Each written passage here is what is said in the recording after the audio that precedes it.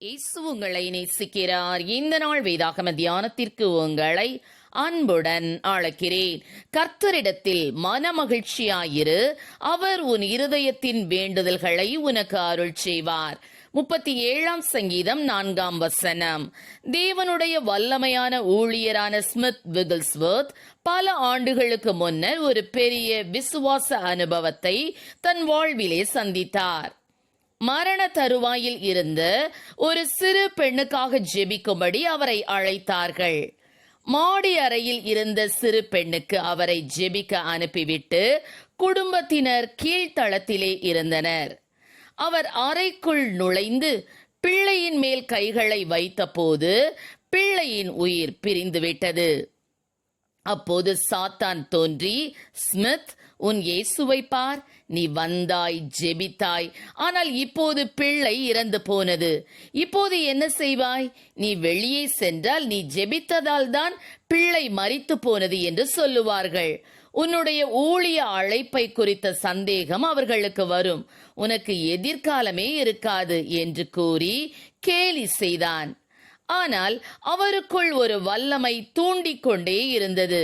தேவ ஆவியானவர் எழும்பி, ஸ்மித், நீ தோற்று போனதாக நினைக்கலாம், ஆனால் உனக்குள் இருக்கும் தேவன் செங்கடலை பிளந்தவர், அவரை ஸ்தோத்தரி. அவர் யோர்தான் நதியை பிரித்து தம்முடைய ஜனங்களை நடத்தினார், அவரை ஸ்தோத்தரி.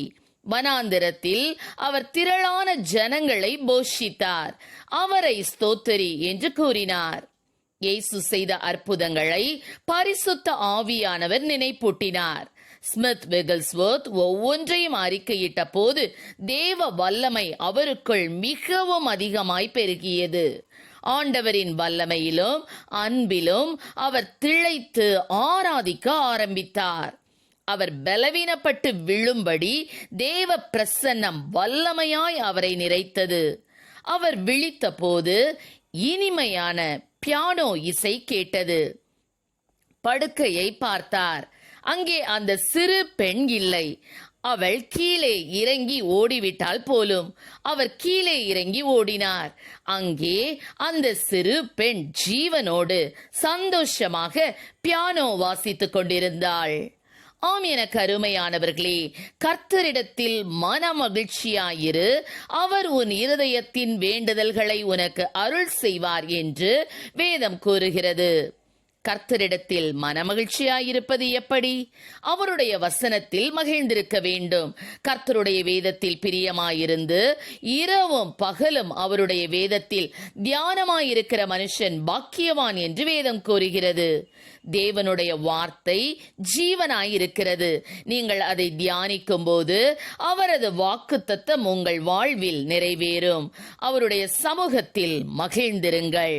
கர்த்தரில் மனமகிழ்ச்சியாயிருக்கும் போது பூமியின் உயர்ந்த இடங்களில் உங்களை ஏறி இருக்கும்படி பண்ணுவார் என்று வேதம் கூறுகிறது. தேவன் தம்முடைய இரத்தத்தினால் உங்களை கிரைய பண்ணியிருக்கிறார். அவருக்குள் உங்களுக்கு சுதந்திரம் இருக்கிறது. அவர் உங்களுக்கென்று தெய்வீக பாதையை ஆயத்தம் பண்ணியிருக்கிறார். அவரது தூதர்கள் உங்களை பாதுகாக்கிறார்கள். அவருடைய ஆவியானவர் உங்களை வழி நடத்துகிறார். மகிழ்ச்சியோடு கர்த்தருக்கு கீழ்ப்படிந்திருங்கள். அனுதினமும் அவருடைய சித்தத்திற்கு ஒப்பு கொடுத்தல் என்பது அவருக்கு பயப்படும் பயத்தையே குறிக்கிறது. ஆகவேதான் நாம் உம்முடைய சித்தம் பரலோகத்தில் செய்யப்படுகிறது போல பூமியிலும் செய்யப்படுவதாக என்று ஜெபிக்கிறோம். இவ்வாறு நீங்கள் கர்த்தருக்குள் மன மகிழ்ச்சியாயிருந்து உபத்திரவங்களையும் சோதனைகளையும் கடந்து செல்லும் போது தேவன் உங்கள் இருதயத்தின் விருப்பங்களை நிறைவேற்றுவார். வேதம், உங்கள் பிள்ளைகள் பூமியில் பலத்திருப்பார்கள், இருளின் வல்லமையை அவர்கள் மேற்கொள்ளாது, ஆஸ்தியும் ஐஸ்வர்யமும் உங்கள் வீட்டில் இருக்கும், தேவனே உங்களுக்கு வேண்டியவற்றை அருளி செய்வார், நீதி நிலைத்திருக்கும், இருள் உங்களை மேற்கொள்ள முயன்றாலும் உங்கள் வெளிச்சம் பிரகாசிக்கும் என்று கூறுகிறது. இந்த வாக்குத்தத்தத்தை அது உறுதியும் செய்கிறது. இந்த ஆசீர்வாதங்களை இன்றைக்கு பெற்றுக்கொள்ள ஆயத்தமாகுங்கள். நீங்கள் பெற்ற ஆசீர்வாதங்களை ஒவ்வொன்றாக எண்ணி பாருங்கள். கர்த்தர் செய்தவை உங்களுக்கு வியப்பை தரும். பயப்படாதிருங்கள், கர்த்தருக்குள் மன மகிழ்ச்சியாயிருங்கள். அவர் உங்கள் இருதயத்தின் வேண்டுதல்களை உங்களுக்கு அருள் செய்வார். அவரே உயிர்த்தெழுதல். அவர் உங்களை வாழ வைப்பார். கர்த்தர் நம்மை ஆசீர்வதிப்பாராக. ஆமென். ஜெபம்.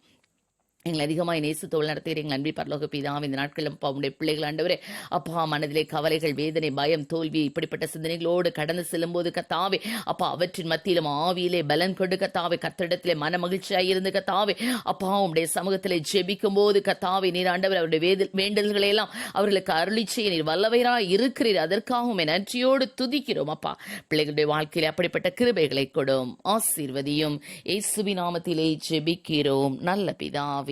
ஆமென்.